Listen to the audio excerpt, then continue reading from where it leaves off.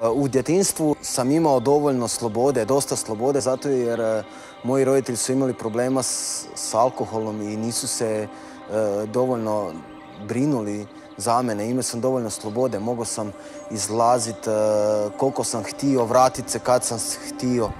I to je rezultiralo tim da sam već u 7. razredu počeo i piti alkohol i pušiti cigarete, kasnije i pušiti travu. I u srednjoj školi sam počeo dilat travu da bi imao za sebe i za svoje potrebe i za prijatelje počastiti tako. Nakon završetka srednje škole sam morao početi brinuti sam za sebe, snalaziti se i to. I tako sam ja počeo sve više i više dilat travu. Ne samo travu, nek i ostale droge, i ekstazi, i spit. I na taj način se počeo i stjecati zaradu, zarađivati i tako. Povremeno, nakon srednje škole bi nešto radio, zaradio bi po 4-5 tisuća kuna mjesečno, ali nisam imao mir po tom pitanju zato jer sam to mogao zaraditi na jednu noć. Jer sam na noć mogao zaraditi na ekstaziju po 3000 kuna na noć i onda bi to, sve zapili, bili bi glavni frajer, izlazili bi, pili bi, častio bi i to je bio stil života, tako se živjelo, nisam to ni smatrao ni krivim, ni pogrešnim, to mi je bilo podnormalno. Poslije sam se počeo baviti baš aktivno kriminalom, ali niti to mi nije bilo, ajmo reći, dovoljno, toneš sve dublje. Na kraju me to sve odvelo u ropstvo. Na kraju sam postao rob svega toga. Nakon nekog 10 godina kriminala me je policija lovila zato jer sam zasadio 10 biljki indijske konoplje, zapravo marihuane, i tu su me lovili i bio sam osuđen na 3 godine zatvora.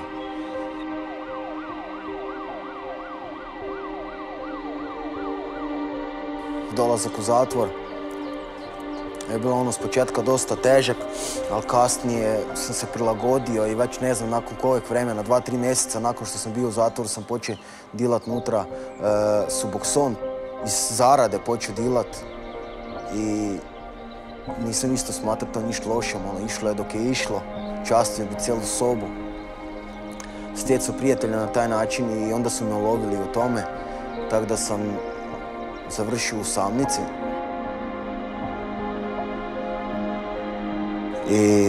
I u samnici je završila isto jedna knjiga, zove se Hajka na zmaja, Jackie Pullinger, i ja sam dobio tu knjigu u ruke pod doslovno mi uvale, reke tu se ti bavi, govori o trijadama, o mafiji, kriminalu, pa rekao aj daj. I tako sam ja čitao tu knjigu i u toj knjigi se puno spominje Isus i ja sam mislio da su to neke priče, izmišljotine, nisam ni vjerovao da je ta knjiga stvarna do momenta dok je nisam pročitao cijelo i vidio na kraju posvetu koja je kraljica Elizabeta dala toj misionarki koja se stvarno trudila za te ovisnike u Kini. I tad sam se zapitao jednu stvar, kaj ako stvarno Bog negdje postoji? Jer ja nisam vjerovao da Bog postoji i to je bila prekretnica u mom životu. Kaj ako stvarno Bog postoji, sam se pitala. Ako Bog postoji, onda sam ja shvatio, pa ja sam u problemu. Ako Bog postoji, postoji pakao, postoji raj. Znao sam da nešto nije u redu po tom pitanju. Ako to sve stvarno postoji, reko ne bude dobro. Išao sam se moliti Bogu i rekao sam, Bože, ako ti stvarno postojiš, pa daj nešto napravi u mom životu, ti si Bog, ti si svemogući, veliju da sve moreš, pa daj mi se pokaži, daj mi se objavi, daj nešto. Bog je odgovorio na moju molitvu. U jednom momentu, kad me Bog prosvjedoči kako sam ja osoba, ja sam pal dole, počeo sam se plakati i vapiti Bogu, Bože, oprosti me, ako možeš, oprosti. To me je slomilo, doslovno, bio sam slomljen i nisam ni znal kaj mi se dogodilo.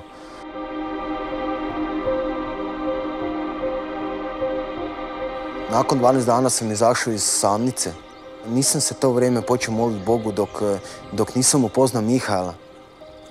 On je bio braćen vjernik i on me uputil da trebam čitati, da trebam moliti, da trebam tražiti Boga i tad sam ja počeo moliti, tad sam ja počeo čitati i tražiti Boga i Bog mi se sve više i više objavljivao.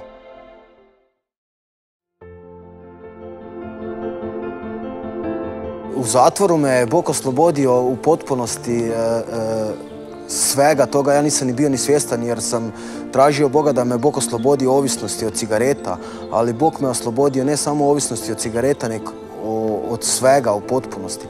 Jer ja kad sam izašao van iz zatvora, ja sam izašao s takvom lakoćom. Tek tad sam znao kad sam izašao iz zatvora da sam potpunosti slobodan, jer ništa nije vladalo sa mnom. Nisam više imao želje za izlascima, za drogom, za ničim.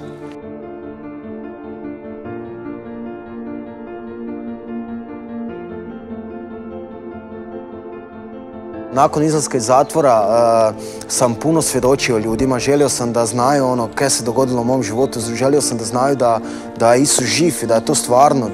I tako sam ja svjedočio svim živim ljudima, sve koje sam poznao. Puno je tu dječki koji su se bavili s kriminalom. I neki su se od njih i obratili. I tako smo mi oformili jednu grupicu i mi se sad svaki tjedan sastajemo na molitveni sastanak, molimo, čitamo Bibliju i tak da na taj način služim Bogu.